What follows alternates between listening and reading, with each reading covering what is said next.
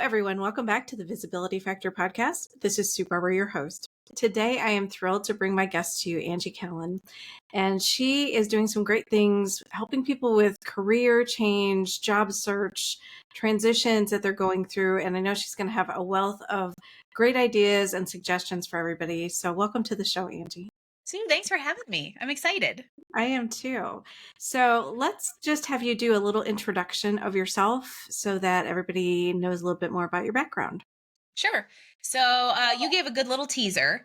I own a company called Career Benders where we have kind of two arms.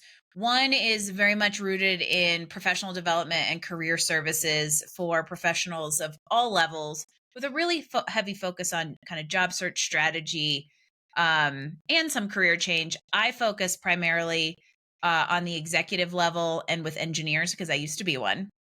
And I have a couple other coaches who kind of take other specialties so that we've got a nice, well-rounded ability to serve. And then the other arm of the business is it is cropping up and gaining traction. And that is more business coaching for coaches. And I have found I love that. It's my passion. And in a way, I used to think that, my purpose was to be a career coach, but now I realize the purpose was to build that business so that I could understand the business of coaching and then help others grow theirs. So it's a nice, exciting duality that really all culminates in this idea, or kind of my mission, that is really to help people understand that they can and achieve thriving careers and amazing lives. You don't have to pick one or the other. You can have it all, whether it's business or whether it's employment. And that's really the common thread that we operate on, whether you are looking for a job or starting or growing a business. Mm-hmm. Love that, because then you can help people throughout, the beginning, and then maybe as they transition into the next thing and the next thing, right? So I would love to hear, just let's jump right in. What are you seeing in the marketplace today? Because what most people will tell me is, I'm applying for jobs, I'm not hearing anything. I'm applying for 1 million jobs, I'm not hearing anything. So what are you seeing? So, ironically, I'm going to tie this all into the name of your podcast, and that is that the visibility factor is real in the market right now. And it is kind of the key to unlocking exactly what you just said is very true. And that is that we are in a very competitive hiring landscape, especially for white collar, professional level jobs. The last year and a half, we've just been in a strange 5-year cycle because of the pandemic. And then really the straw that broke the camel's back is that hiring frenzy that occurred largely in technology due to pandemic era innovations. And then a lot of those didn't pan out. And all of a sudden we experienced this year and a half of transformation in the tech industry that really rippled throughout the whole labor market in a way. And in my opinion, that was the level set of the 15-year hiring tear that market sector has seen. And now we're just in a new long-term climate.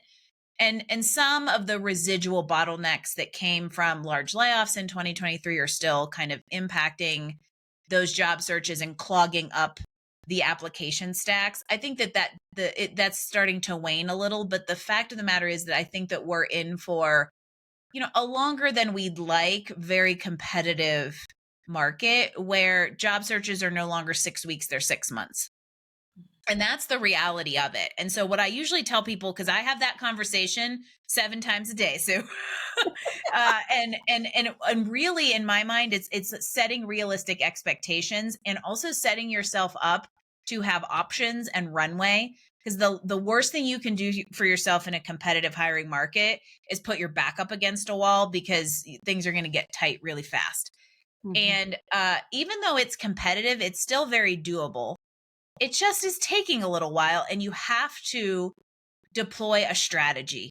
We are no longer in a sit down, apply to 100 jobs online, get 10 callbacks, one of those jobs will work out. You can play that game. You're just, you're going to be trigger happy on that apply button and get frustrated pretty quickly. And that's where the visibility factor, in my opinion, comes in, because it's deploying a multi-pronged approach to job searching that may include some online, but you're working to be visible in other ways. And it is that multi-pronged approach that helps people lead to success within what is a competitive landscape. Mm-hmm.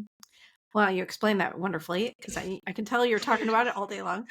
So most of the time what I'm hearing, so I'd be curious your perspective if this is true, is through networking conversations, talking to people that you know, helping you get in the door. Is that the best approach right now? What's really interesting is despite all the conversations, and for any of you that have job searched in the last 5 to 7 years, some of this is you're gonna snicker at. For all of the ATS that's come on the scene and all the automations and the talk about AI, we still hire the old fashioned way. Humans hire humans. And I don't want to go so far as to say who you know is the key, because that's kind of the old way of seeing it, but it's really who knows you and who are Mhm. you visible to. And one of the best things that you can do for your future professional development is build a network and nurture it, whether you actually need to leverage it at this exact moment or not. Because if you keeping that network warm means you don't ever have to go through the lift of the uncomfortable I need you right now ask.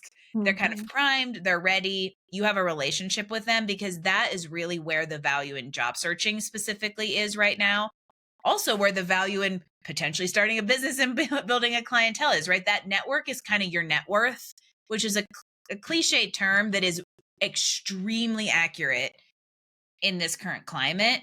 So it's not even just about like who can you get to know and who can get to know you, but it's really taking that inner circle of your bullseye of people that are already engaged with you, already know you, you've worked with, and uh leveraging those connections for other connections or for opportunities, because that's your best asset. Your Rolodex, for lack of a better term, is your best asset even in 2024.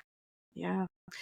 100%. I tell that to people all the time when they call me, they'll say, "Hey, I'm looking for a role, blah, blah." I'll say, "How's your network?" "Oh, yeah, I don't know. It's not that great. My internal one's okay, but that's not even that great either."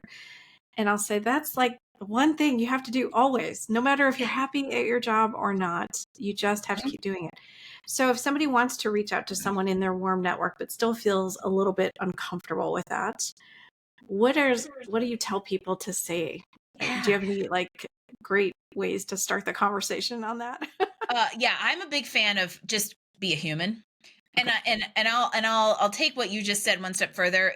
People will say like I don't have a network, but then they'll also follow that up with like I hate networking. It feels disingenuous. Oh, It feels 100, yeah. icky. It feels like I'm asking for help. And ultimately, I like to think about it as the following. Networking is either positive or neutral. It rarely is ever a negative. And in other words, shoot your shot is kind of it, Mhm. because nobody's ever going to like blacklist you from applications because you tried to reach out to someone. And so in my opinion, you only have things to gain. And if you get no response, it's probably because that person doesn't respond to anyone. It's really not a ding on you personally. They Mm. just don't necessarily get networking. Once you get networking, now you're in a climate where people are willing to support you and you're not looking for handouts anymore. And so where I recommend starting is changing your mentality on it. You are not asking for help. You are building relationships with people who have strategic value, but in their willingness to build that relationship with you, they are happy to help. Let them help. They're happy to. And the key to it is approaching it as a human looking to build a relationship. So there's lots of correlations between job searching and dating, specifically in interviews and very much in networking. And so sometimes I'll say to people, I'm like, do you take a ring in your pocket to a first date? And they'll look at me and laugh. And I'm like, okay, you're not going to message somebody that you don't know or you haven't talked to in 3 years and say, hey, been a hot minute. I see a job at your company. Want to refer me? That is how you don't network. And that's why networking feels icky, because a lot of times that's what we think we're doing. If you saw that person at an event, or you were at a wedding, or you were at an actual networking, a professional networking event, and you saw somebody that you've known for a long time but haven't talked to in 3 years, and you like the company they work for, what would you say to them when you walked up? Hey, it's been a minute. How have you been? What's new? Do the same thing virtually, right? It's really the same. Casual, short, you don't have to dump an anthology of everything that's been going on in one message with attaching your resume and overwhelm them. They won't respond. Conversation starters that are casual, high level, and sound human. Mhm. Hey, so and so, it's been a few years since we chatted. I'm out on the market and I'm just talking to people to see what's going on. I'd love to catch up. So they have some context, but it's not intimidating. It's not scary. You're not asking for a handout. you can catch up, and through the catch up, the actual asks come out, but it's not what you lead off with. Right. Right. Yeah, I think that's the scary part. There's a lot of fear of someone's going to be judging me, Yeah. or maybe a little shame too. I don't have a job. I've gotten let go. I feel bad about that. I think there's all of those feelings that kind of rise up to the surface whenever someone's going through this. Uh, I know you probably talk about mindset just like I do. Is there anything else that they can do to help themselves just jump into this? I know your style would be that way, but if they're more introverted potentially Mm. or struggling with that. Yeah, I actually said this to a client yesterday who is a more introverted engineer. And I don't have empathy for introverts, but I do have sympathy and compassion for those who are not as extroverted as I am. And because I work with a lot of engineers, I tend to actually coach that personality quite a bit. Mhm. And that person, and engineers specifically, also have the additional layer of being hyper analytical and overly detail oriented, and have the affinity to share too much of that because of that personality type. Don't overthink it. From a mental, emotional, and even tactical perspective, don't overthink it. So I said this to a client yesterday. He's like, "Oh, I've got these three people I really want to reach out to. Here's how I know them, and I just don't know how to start the conversation." I'm like, "Just reach out and say, 'Hey, we haven't chatted for a while. Let's catch up.'" And he was like, "Mind blown." Right? It's just that simple. Don't overcomplicate it. Yeah. Yeah, I think that's great advice because it is human to human, right? And I think that is the other piece of it is there's the networking that people think about in a big group of people, but there's also just the one-on-one conversations. And I think for introverts, it's a little easier to do one-on-one Yep. conversations anyway. So yeah, take her advice because it's just so much simpler than I think we're overthinking it and putting fear in the way of just having a conversation. So I And think you I'll have to add, go into it without outcomes, but yes. that's the nice thing about the ability to network virtually and leverage something like LinkedIn is, even as somebody who's extroverted and loves to work a room, if I'm job searching and I walk into a big open-ended networking event with 100 people, I don't know who's there. I don't know who to talk to. I don't Mhm. know how to work that room to my advantage. I'm shooting, you know, this it's just too random, and the intimidation factor is high because you're just like, I got to start somewhere. Versus the Mhm. ability to be hyper targeted and strategic with who you reach out to, and that automatically leads to the one-on-one setting that can be a lot more comfortable and less whoa factor than in-person networking. Yeah. So then the other question I get a lot, and I'm sure you do too, what should I put on my resume? How many pages is the right amount? All of that. All of those questions that I'm sure people also have questions about. The one page resume debate can just die a slow and painful death. It has been, no offense to anybody out there who works in college career services, but it is somehow beaten into our heads at that stage of our very early stage of our professional Mhm. development, and then becomes just the Bible truth for the rest of our careers, Mhm. even if they're 30 years 30 years gone. And resume trends have changed, and they actually changed again in the last 2 years because of the competitive nature of the market, and all of that has shifted that core, like, length of the resume question. So when it comes to that myth, you no longer need a one page resume, but you don't not need but you don't necessarily not have a one page resume. I have executives I've written resumes for that get a one page, and I've had new Mhm. college grads who get a page and a half because they have that much internship experience. We live in a, like, the current hiring and resume current hiring trends Current hiring climate and resume trends lend towards more content because of the fact that technology is now involved. And there's the whole keyword thing, which you got to be careful not Mhm. to go too far with, but you've got to give those systems enough to work with. And humans want the story where we're showing them what we did, how we carried it out, and the accomplishments that came with. You can't really effectively do that in one page if you've had more than one job.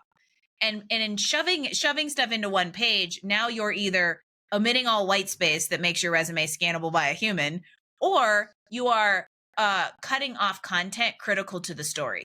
So the overarching piece there, and this is hard to do for yourself, everybody. So if you're sitting there going, I still don't even know what you just told me to do, Angie. It is you have to draw the line between what is essential versus what is important, because important doesn't even make the resume. That goes to the interview. What is essential to letting someone know you are worth talking to? Because the purpose of a resume is not to get you the job. It's to get you the interview. So you don't need it to be a full career anthology. You need it to be a representative marketing document that tells the story of your value proposition to the audience that you are appealing to.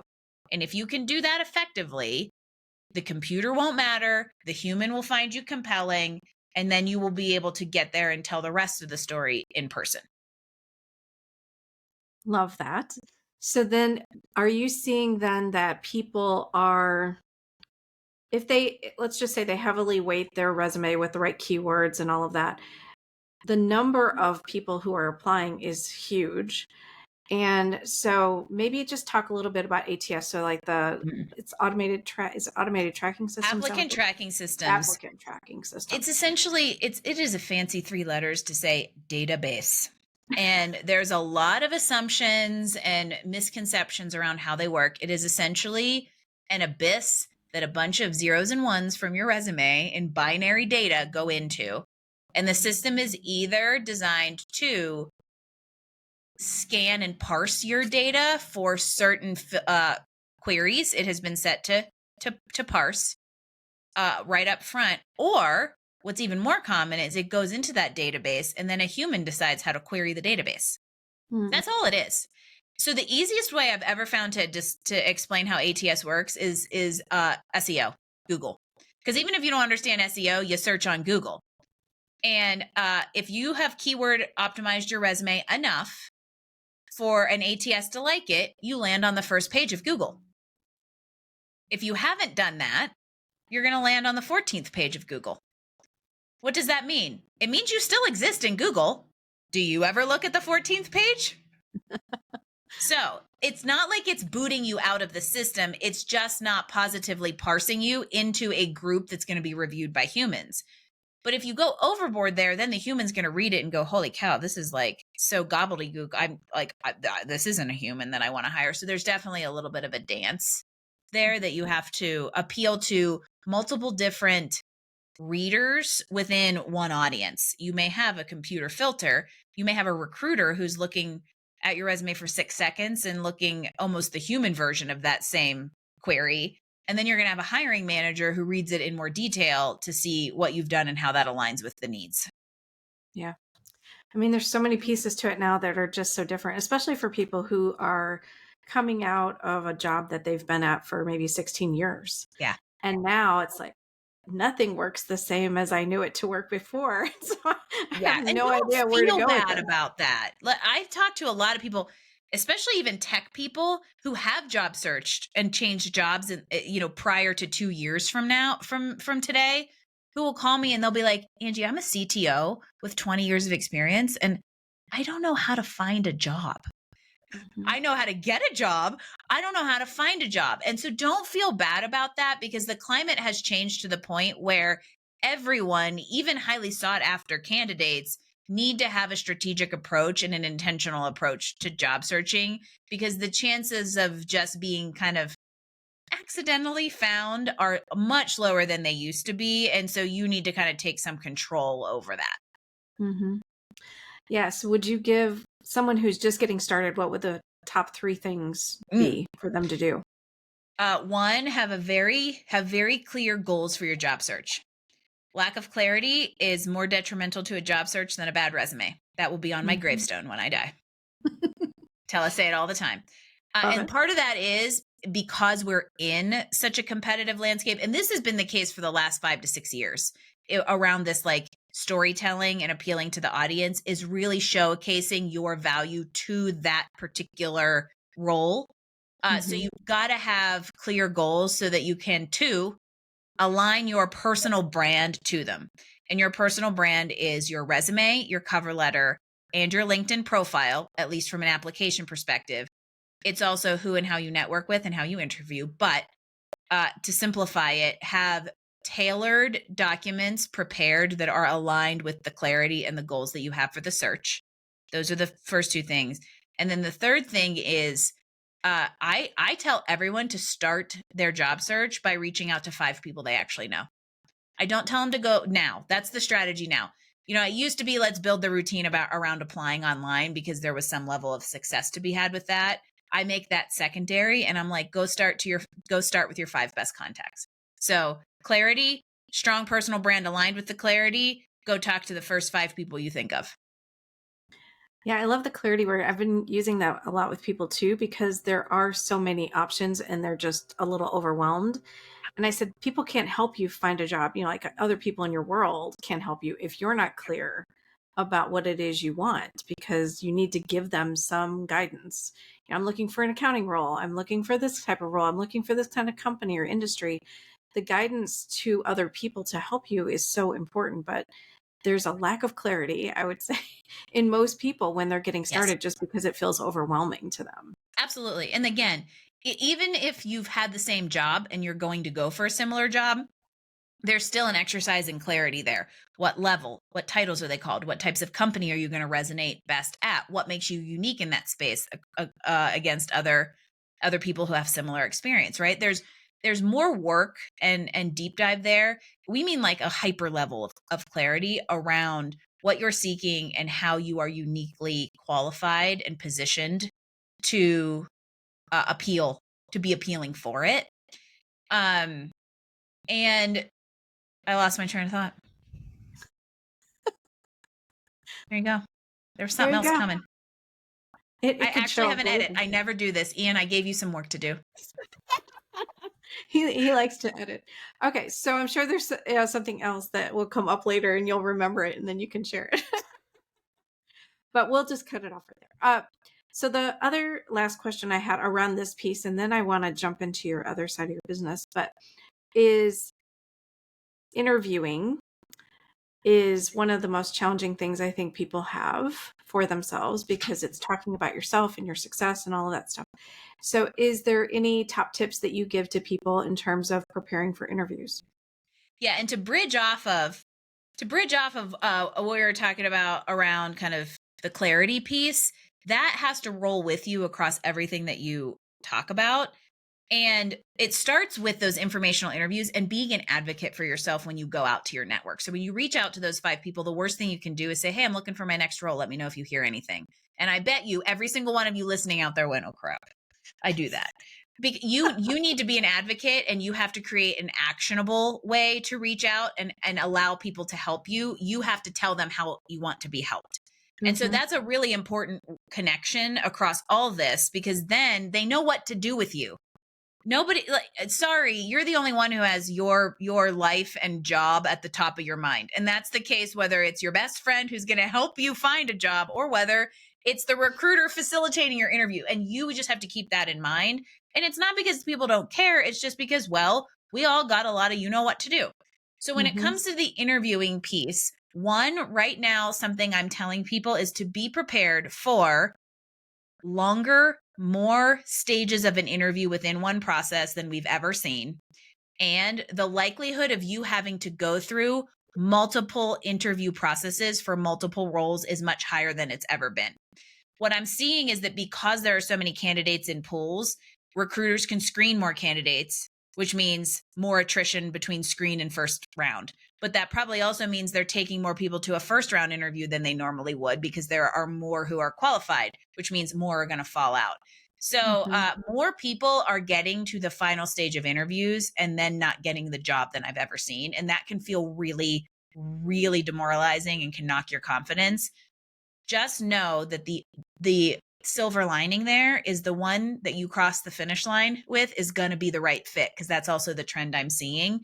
And if you have done all these things well, you know how to position yourself, you're clear on what you want, you know the culture that you're going to fit in, you know how to articulate all that as you go through the interview, and you pair that with being the solution that the company is looking for in that role, and you know how to articulate that through every single stage of your interview, that's how you're going to cross the finish line.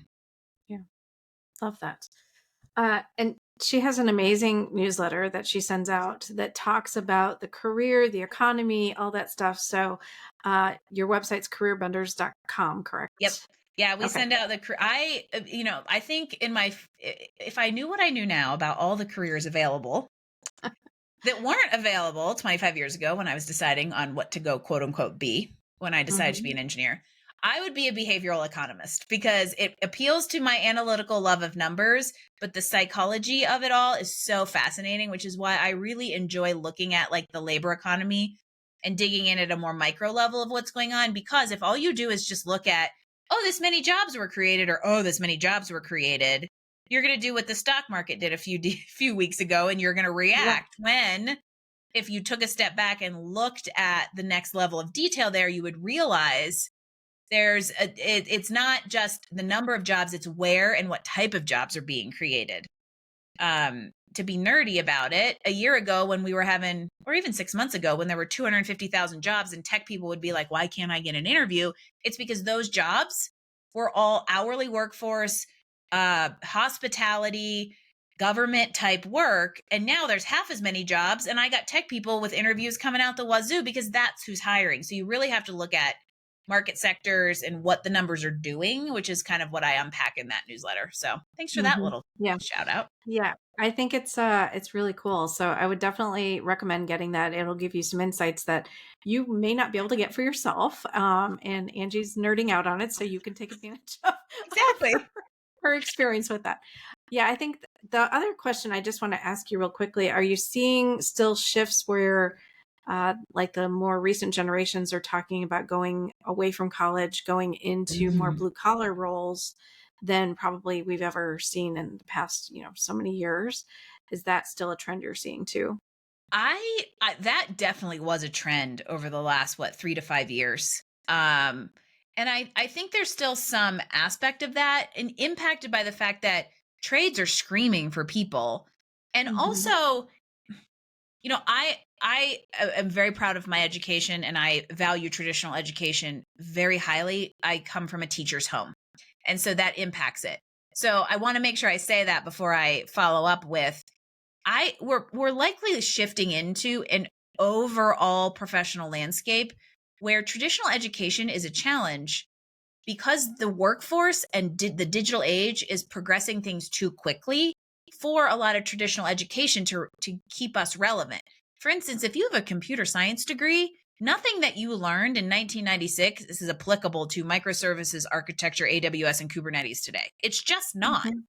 And so because of that, that's where like alternative education, boot camps, certifications, additional training actually does have viability because companies are becoming a little bit more accepting of it. So in a way, I think there's a big picture there that supports some of that attrition from traditional education that we've seen over the last 4 or 5 years, but I actually do think that's rebounding some.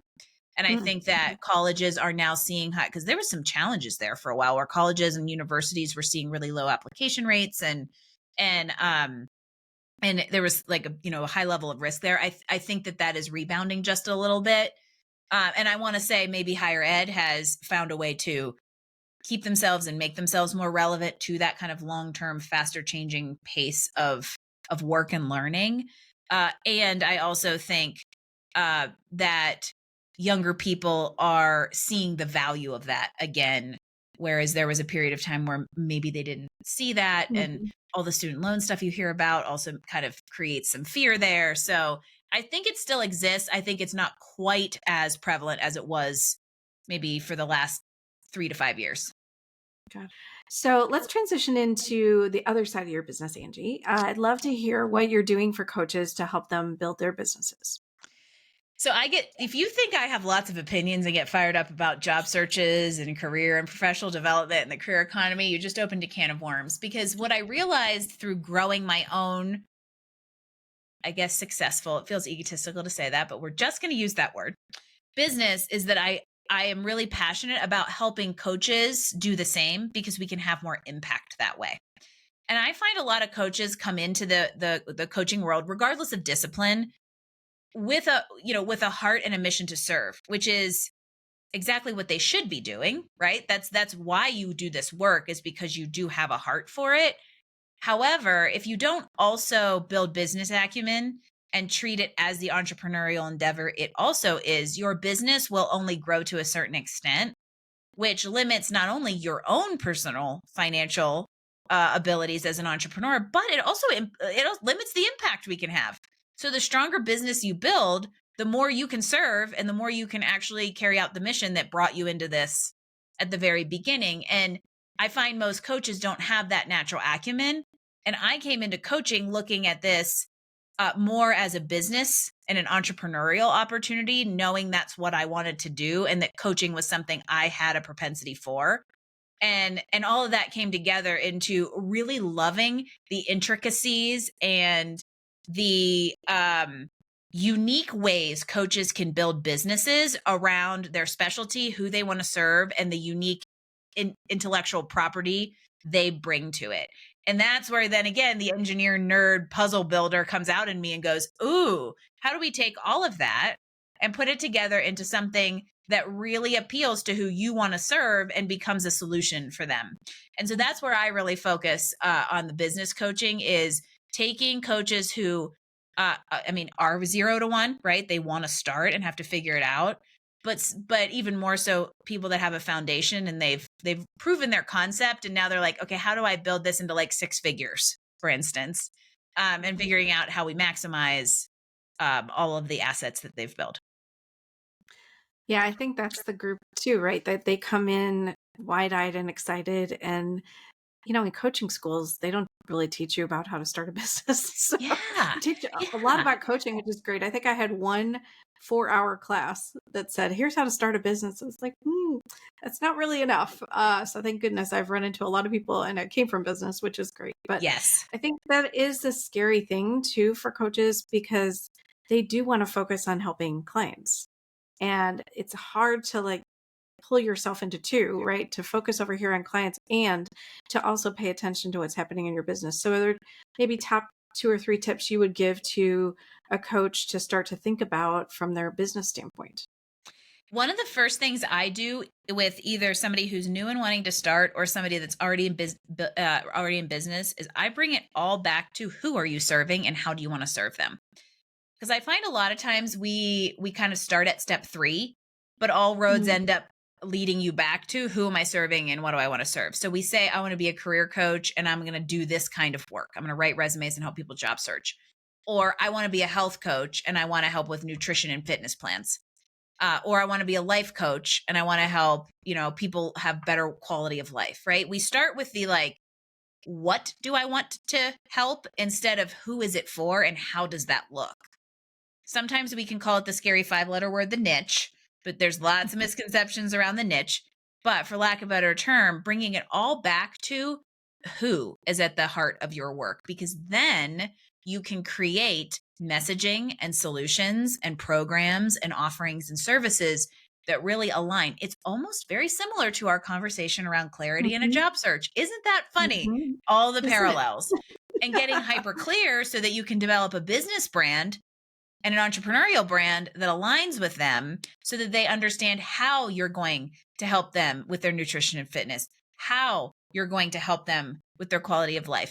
And I think that is becoming increasingly more important in the coaching space because the coaching industry is growing at a very, very fast rate. It's Mm-hmm. expected to grow a 5x by 2030, which is intimidating. Yeah, I'm a numbers economy person. It's which is it can be intimidating if you're sitting here going, "Oh man, there's a lot of competition come in," but that also means there's demand. And the best thing you can do to set yourself up to take advantage of that demand is know exactly who you serve and be visible to them. Mm-hmm. Keep coming back to Mm-hmm. that common theme too. And yes, thanks for that plug. Yeah, I think it's very important. And it's the hardest thing, I think, because when you first get started, people will come to you and say, "Well, I'd like to get coaching. Could you help them?" Probably, right? But are they really the people that light you up? And I think that's the point of clarity, because even though there's a lot of people who talk about niching in coaching and feel scary to niche down when there's so many people, there's 8 billion people on the planet to help, right? But how can you focus specifically. Like, I think most people would look at me and say, she's known for visibility now, right?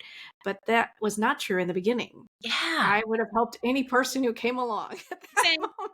Same. You There's a know, reason I I have think worked that's with very common. 2,500 clients is because if you needed a job, I was going to help you, which was good to some extent because it Yeah. helped me then figure out where I really wanted to focus and who I worked best with. It helped you figure out, okay, now I know my common theme is really around this visibility thing. So there is something Yeah. to be said with keeping options open, but you have to be careful to not keep them too open because if you try to appeal to 8 billion people on the planet, you're going to be nothing to no Yeah. one. You've all heard that Right. phrase, right? You try to be everything to Mhm. everyone, you're going to be nothing to no one. And one of the things that I tell coaches that tends to really make the little eyeballs get big is what a niche is and what it is not. And this is, I think, why there's fear around it. A niche is who you put your effort and focus into attracting because you have determined it is a good group of people with which to serve, either because it is who you want to serve, who you get along with, you have empathy and a background and an understanding and personal experience that aligns, right? Whatever I would say the parameters are of identifying that group of people, that's the niche that you put your effort and messaging to so that it's focused and they can understand it and you're not diluting it. But what's going to happen is people outside of that bullseye are going to also be attracted to the messaging. And even though they are not the bullseye quote unquote niche you defined, it doesn't mean you turn them away. So a niche is who you put your effort and focus into attracting. It is not a statement of exclusivity on who you serve. So if I say, this is an easy example, and I am not one of these, but it's an easy example. If I am a professional development coach for women, and homeboy calls me and says, hey, I came across your site. I love what you're doing. I don't go, sorry, you're a dude. Go pound sand. If Mhm. I feel I am equipped to support him, he can come into the fold and we figure out how to engage because something about my message resonated with him. So the niche is not a statement of exclusivity on who you serve. It's just simply who you put your focus and your effort, your energy, and your resources into attracting. And once you realize that, it becomes a whole lot less scary because people think, well, if I only target women, then I'm not going to have enough people. Mhm. And that's not the case. No, and I love that explanation. I think it's so clear just to think of it that way.